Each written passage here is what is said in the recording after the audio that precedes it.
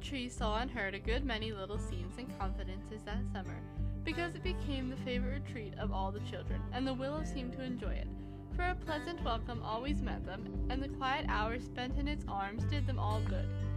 It held a great deal of company one Saturday afternoon, and some little bird reported what went on there. First came Nan and Daisy with their small tubs and bits of soap, for now and then they were seized with a tidy fit, and washed up all their dolls' clothes in the brook. Asia would not have them slopping around in her kitchen, and the bathroom was forbidden since Nan forgot to turn off the water till it overflowed and came gently dripping down through the ceiling. Daisy went systematically to work, washing first the white and then the colored things, rinsing them nicely, and hanging them to dry on a cord fastened from one barberry bush to another, and pinning them up with a set of tiny clothespins Ned had turned for her.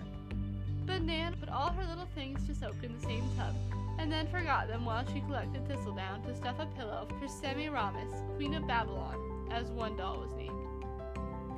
This took some time, and when Mrs. Giddy-Gaddy came to take out her clothes, deep green stains appeared on everything, for she had forgotten the green silk lining of a certain cape, and its color had soaked nicely into the pink and blue gowns, the little chemises, and even the best ruffled petticoat. "Oh me, what a mess!" sighed Nan. "Lay them on the grass to bleach," said Daisy with an air of experience. "So I will, and we can sit up in the nest and watch that they don't blow away." The Queen of Babylon's wardrobe was spread forth upon the bank, and turning up their tubs to dry, the little washerwomen climbed up into the nest and fell to talking, as ladies are apt to do in the pauses of domestic labor. "I'm going to have a feather bed to go with my new pillow," said Mrs. Giddy-Gaddy, as she transferred the thistledown from her pocket to her handkerchief, losing about half in the process. "I wouldn't. Aunt Jo says feather beds aren't healthy. I never let my children sleep on anything but a mattress," returned Mrs. Shakespeare Smith decidedly. "I don't care. My children are so strong they often sleep on the floor and don't mind it," which was quite true. "I can't afford 9 mattresses, and I like to make beds myself." "Won't Tommy charge for the feathers?" "Maybe he will, but I shan't pay him, and he won't care," returned Mrs. G., taking a base advantage of the well-known good nature of tea bangs. "I think the pink will fade out of that dress sooner than the green mark will," observed Mrs. S., looking down from her perch and changing the subject, for she and her gossip differed on many points, and Mrs. Smith was a discreet lady. "Never mind, I'm tired of dolls, and I guess I shall put them all away and attend to my farm. I like it rather better than playing house," said Mrs. G., unconsciously expressing the desire of many older ladies, who cannot dispose of their families so easily, however. "But you mustn't leave them, they will die without their mother," cried tender Mrs. Smith. "Let 'em die then, I'm tired of fussing over babies, and I'm going to play with the boys. They need me to see to them," returned the strong-minded lady. Daisy knew nothing about women's rights. She quietly took all she wanted, and no one denied her claim, because she did not undertake what she could not carry out, but unconsciously used the all-powerful right of her own influence to win from others any privilege for which she had proved her fitness.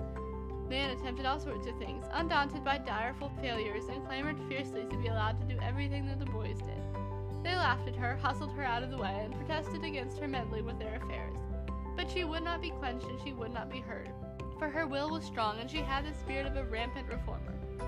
Mrs. Barry sympathized with her, but tried to curb her frantic desire for entire liberty, showing her that she must wait a little, learn self-control, and be ready to use her freedom before she asked for it.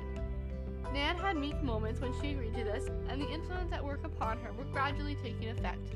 She no longer declared that she would be an engine driver or a blacksmith, but turned her mind to farming, and found in it a vent for the energy bottled up in her active little body. It did not satisfy her, however, for her sage and sweet marjoram were dumb things and could not thank her for her care. She wanted something human to love, work for, and protect, and was never happier than when the little boys brought their cut fingers, bumped heads, or bruised joints for her to mend up. Seeing this, Mrs. Joe proposed that she should learn how to do it nicely, and Nursey had an apt pupil in bandaging, plastering, and fomenting. The boys began to call her Dr. Giddy-Gaddy, and she liked it so well that Mrs. Joe one day said to the professor, "Fritz, I see what we can do for that child. She wants something to live for even now, and will be one of the sharp, strong, discontented women if she does not have it. Don't let us snub her restless little nature, but do our best to give her the work she likes, and by and by persuade her father to let her study medicine. She will make a capital doctor, for she has courage, strong nerves, a tender heart, and an intense love and pity for the weak and suffering."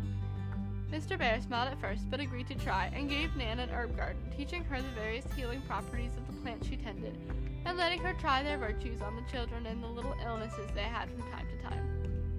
She learned fast, remembering well, and showed a sense and interest most encouraging to her professor, who did not shut his door in her face because she was a little woman. She was thinking of this as she sat in the willow that day, when Daisy said in her gentle way, "I love to keep house and mean to have a nice one for Demi when we grow up and live together."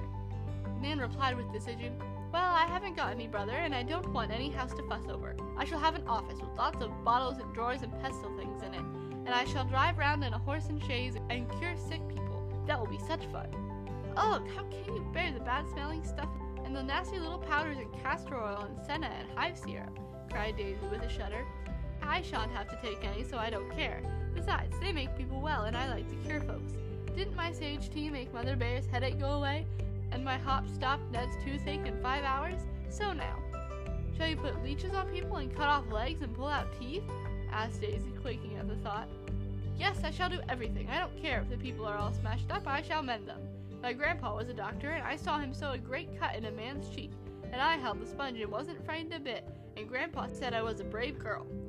"How could you? I'm sorry for sick people, and I like to nurse them, but it makes my legs shake, so I have to run away." "I'm not a brave girl," sighed Daisy. "Well, you can be my nurse and cuddle my patients when I've given them the physic, and cut off their legs," said Nan, whose practice was evidently to be of the heroic kind. "Ship ahoy! Where are you, Nan?" called a voice from below. "Here we are."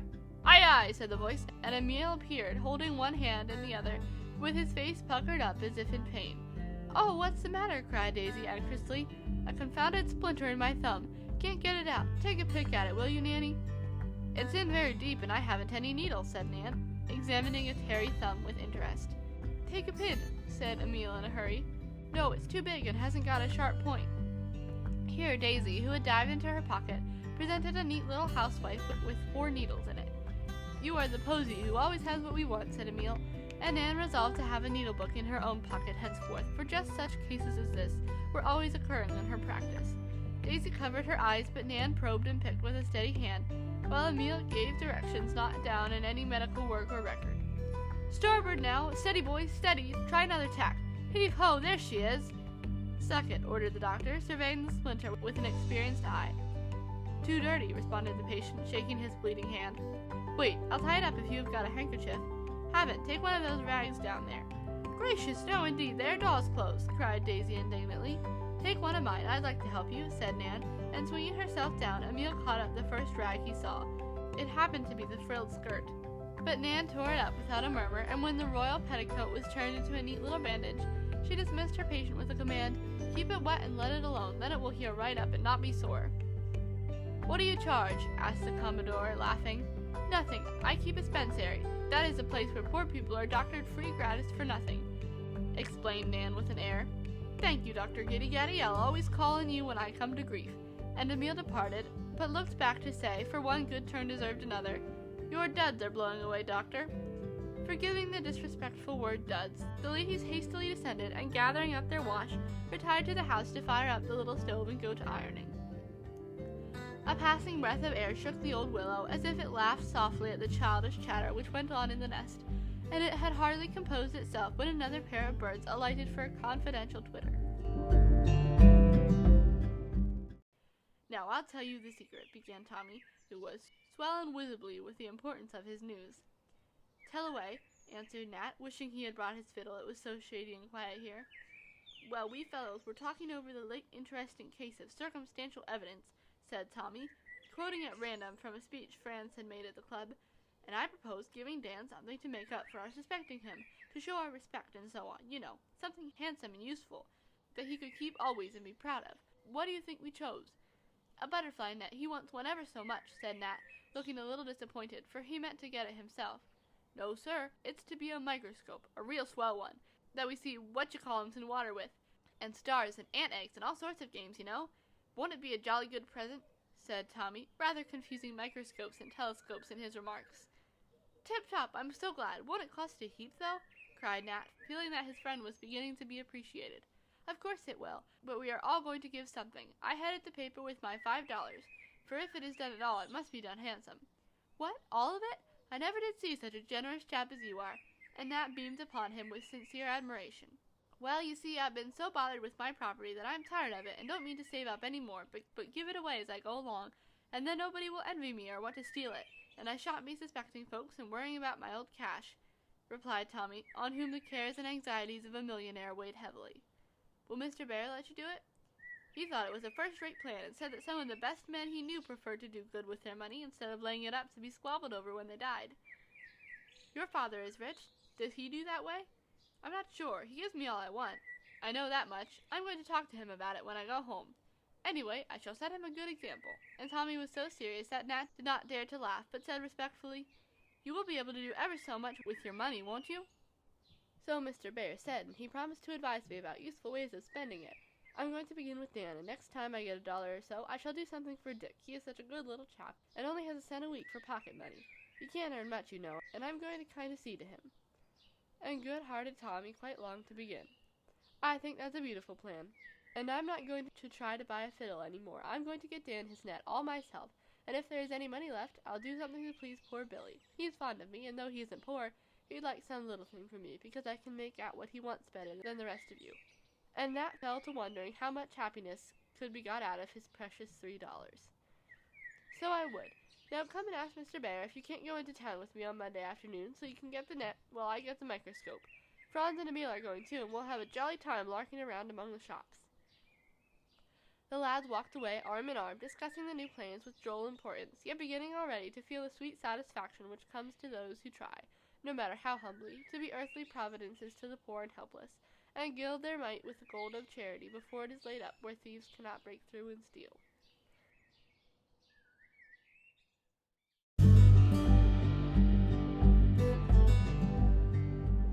"Come up and rest while we sort the leaves. It's so cool and pleasant here," said Demi as he and Dan came sauntering home from a long walk in the woods. "All right," answered Dan, who was a boy of few words, and up they went. "What makes the birch leaves shake so much more than the others?" asked inquiring Demi, who was always sure of an answer from Dan. "They are hung differently. Don't you see the stem where it joins the leaf is sort of pinched one way, and where it joins the twig it is pinched another? That makes it waggle with the least bit of wind, but the elm leaves hang straight and keep stiller." "How curious! Will this do so?" And Demi held up a sprig of acacia, which he had broken from a little tree on the lawn, because it was so pretty. "No, that draws to the sort and shuts up when you touch it. Draw your fingers down the middle of the stem and see if the leaves don't curl up," said Dan, who was examining a bit of mica. Demi tried it, and presently the little leaves did fold together, till the spray showed a single instead of a double line of leaves. "I like that. Tell me about the others. What do these do?" asked Demi, taking up a new branch. "Feed silkworms. They live on mulberry leaves till they begin to spin themselves up. I was in a silk factory once, and there were rooms full of shelves all covered with leaves, and worms eating them so fast that it made a rustle. Sometimes they eat so much they die. Tell that to Stuffy." And Dan laughed as he took up another bit of rock with a lichen on it. "I know one thing about this mullein leaf. The fairies use them for blankets," said Demi, who had not quite given up his faith in the existence of the little folk in green. "If I had a microscope, I'd show you something prettier than fairies," said Dan, wondering if he should ever own that coveted treasure. "I knew an old woman who used mullein leaves for a nightcap because she had a faceache. She sewed them together and wore it all the time." "How funny! Was she your grandmother?" "Never had any. She was a queer old woman and lived alone in a little tumble-down house with 19 cats. Folks called her a witch, but she wasn't, though she looked like an old rag bag. She was real kind to me when I lived in that place, and used to let me get warm at her fire when the folks at the poorhouse were hard on me." "Did you live in a poorhouse?" "A little while. Never mind that. I didn't mean to speak of it."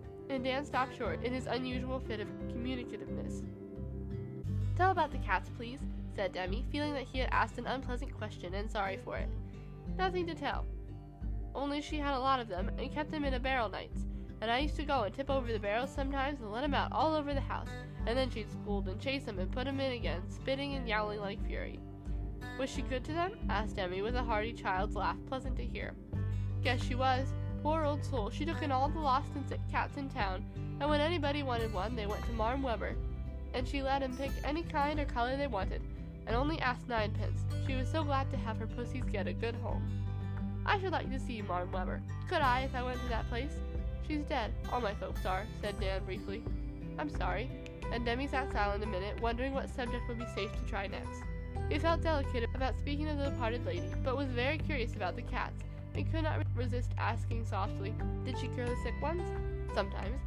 One had a broken leg, and she tied it up to a stick, and it got well. and another had fits, and she doctored it with yarb so it was cured. But some of them died, and she buried them, and when they couldn't get well, she killed them easy. How? Asked Demi, feeling that there was a peculiar charm about this old woman, and some sort of joke about the cats, because Dan was smiling to himself. A kind lady who was fond of cats told her how, and gave her some stuff, and sent all her own pussies to be killed that way. Marm used to put a sponge, wet with ether, in the bottom of an old boot, then poke the puss in head downwards. The ether put her to sleep in a jiffy, and she was drowned in warm water before she woke up. I hope the cats didn't feel it. I shall tell Daisy about that. You have known a great many interesting things, haven't you? Asked Demi, and fell to meditating on the vast experience of a boy who had run away more than once, and taken care of himself in a big city. Wish I hadn't sometimes. Why? Don't remembering them feel good? No. It's very singular how hard it is to manage your mind, said Demi, clasping his hands round his knees and looking up at the sky as if for information upon his favorite topic. Devilish hard. No, I didn't mean that. And Dan bit his lips, for the forbidden word slipped out in spite of him, and he wanted to be more careful with Demi than with any of the other boys. I'll play I didn't hear it, said Demi, and you won't do it again, I'm sure. Not if I can help it. That's one of the things I don't want to remember. I keep pegging away, but it don't seem to do much good.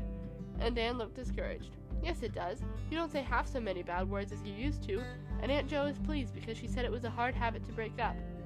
Did she? And Dan cheered up a bit. You must put swearing away in your fault drawer and lock it up. That's the way I do with my badness. What do you mean? Asked Dan, looking as if he found Demi almost as amusing as a new sort of cockchafer or beetle. Well, it's one of my private plays, and I'll tell you, but I think you'll laugh at it, began Demi, glad to hold forth on this congenial subject. I play that my mind is a round room, and my soul is a little sort of creature with wings that lives in it. The walls are full of shelves and drawers, and in them I keep my thoughts and my goodness and badness and all sorts of things. The goods I keep where I can see them, and the bads I lock up tight, but they get out, and I have to keep putting them in and squeezing them down, they are so strong. The thoughts I play with when I am alone or in bed, and I make up and do what I like with them. Every Sunday I put my room in order, and talk with the little spirit that lives there, and tell him what to do. He is very bad sometimes, and won't mind me, and I have to scold him and take him to Grandpa. He always makes him behave and be sorry for his faults, because Grandpa likes this play, and gives me nice things to put in the drawers, and tells me how to shut up the naughties. Hadn't you better try that way? It's a very good one. And Demi looked so earnest and full of faith that Dan did not laugh at this quaint fancy, but said soberly, I don't think there is a lock strong enough to keep my badness shut up. Anyway, my room is in such a clutter I don't know how to clear it up. You keep your drawers in the cabinet all spandy nice, why can't you do the others? I ain't used to it. Will you show me how? And Dan looked as if inclined to try Demi's childish way of keeping his soul in order. I'd love to, but I don't know how. Except to talk as Grandpa does. I can't do it good like him, but I'll try. Don't tell anyone, only now and then we'll come here and talk things over, and I'll pay you for it by telling all I know about my sort of things. Will that do? And Dan held out his big rough hand. Demi gave his smooth little hand readily, and the league was made, for in the happy, peaceful world where the younger boy lived, lions and lambs played together, and little children innocently taught their elders. Hush, said Dan, pointing toward the house, as Demi was about to indulge in another discourse on the best way of getting badness down and keeping it down, and peeping from their perch, they saw Mrs. Jo strolling slowly along, reading as she went, while Teddy trotted behind her, dragging a little cart upside down. Wait till they see us, whispered Demi, and both sat still as the pair came nearer, Mrs. Jo so absorbed in her book that she would have walked into the brook if Teddy had not stopped her by saying, Mar, I want your fish.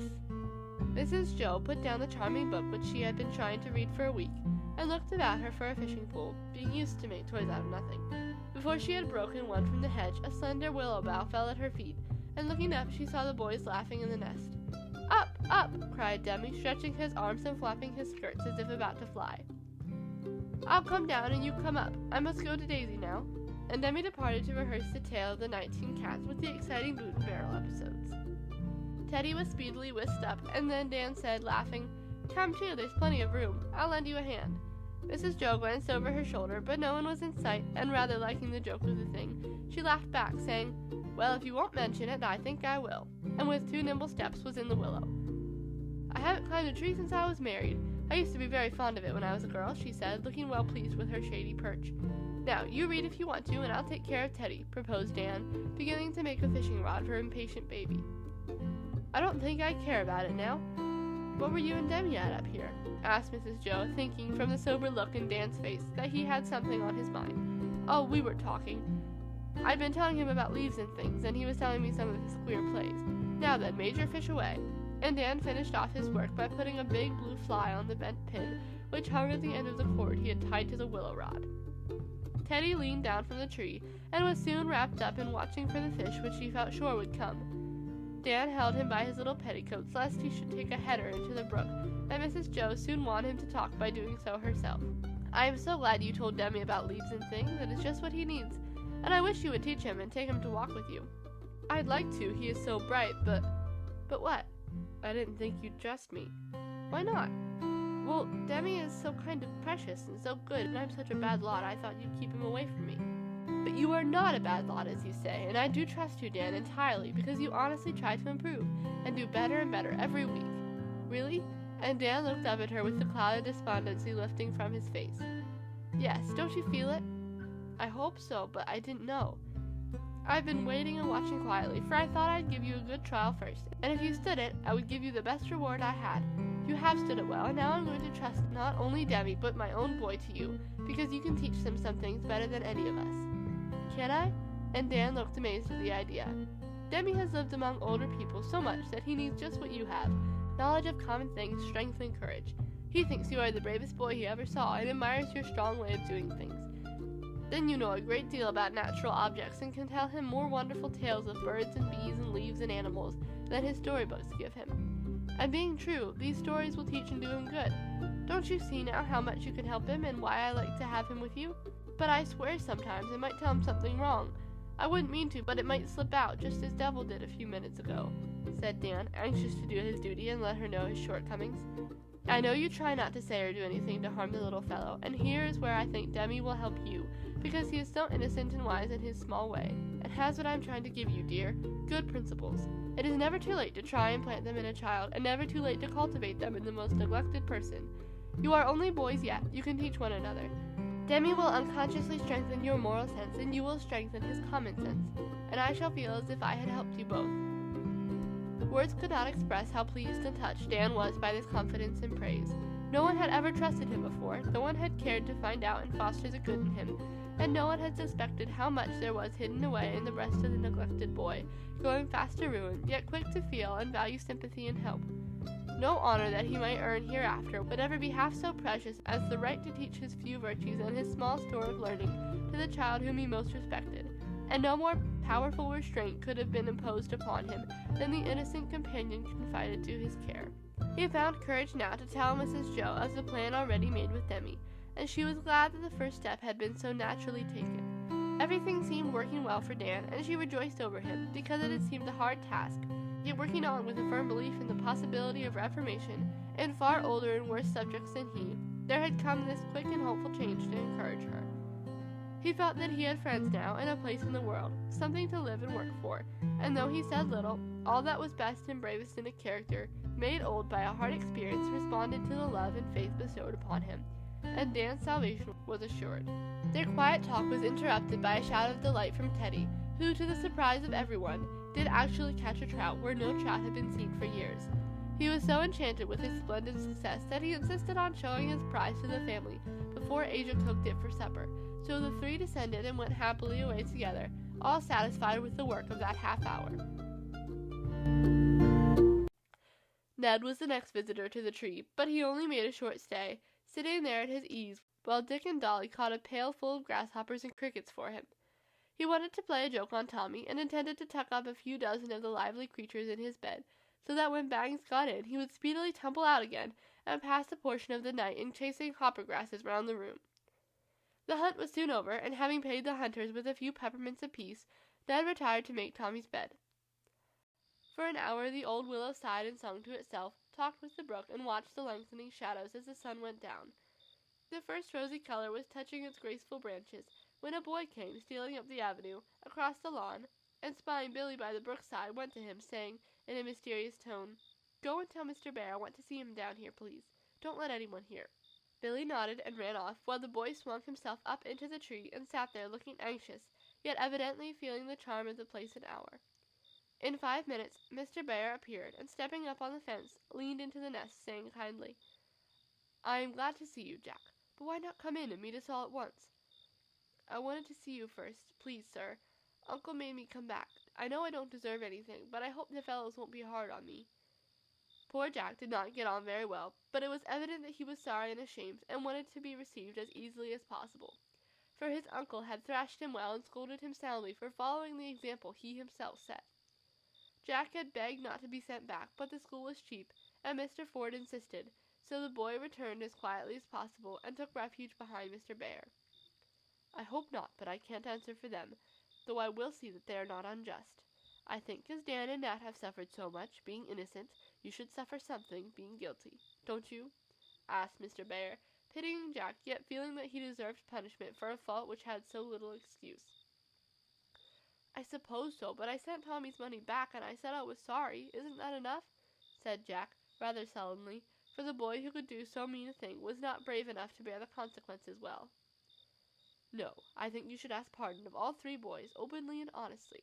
You cannot expect them to respect and trust you for a time, but you can live down this disgrace if you try, and I will help you. Stealing and lying are detestable sins, and I hope this will be a lesson to you. I am glad you are ashamed. It is a good sign. Bear it patiently and do your best to earn a better reputation." "I'll have an auction and sell off all my goods dirt cheap," said Jack, showing his repentance in the most characteristic way. "I think it would be better to give them away, and begin on a new foundation. Take 'Honesty is the best policy' for your motto, and live up to it in act and word and thought, and though you don't make a cent of money this summer, you will be a rich boy in the autumn," said Mr. Bear, earnestly.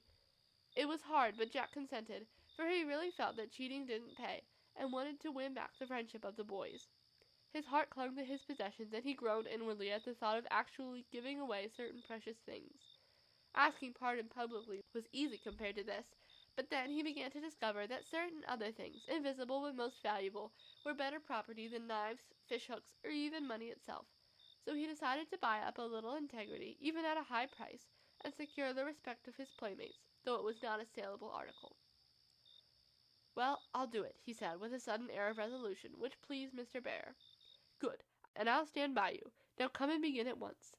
And Father Bear led the bankrupt boy back into the little world, which received him coldly at first, but slowly warmed to him, when he showed that he had profited by the lesson, and was sincerely anxious to go into a better business with a new stock in trade.